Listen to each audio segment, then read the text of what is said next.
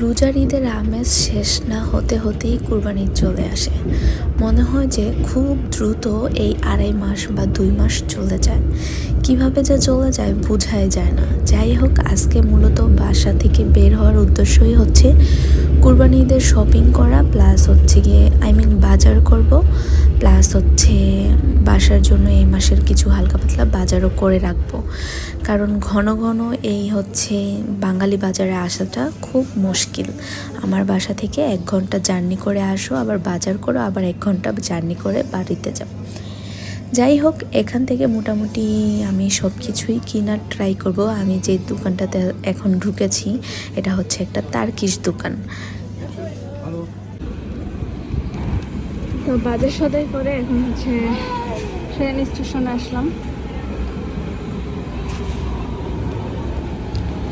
দেখুন কি করে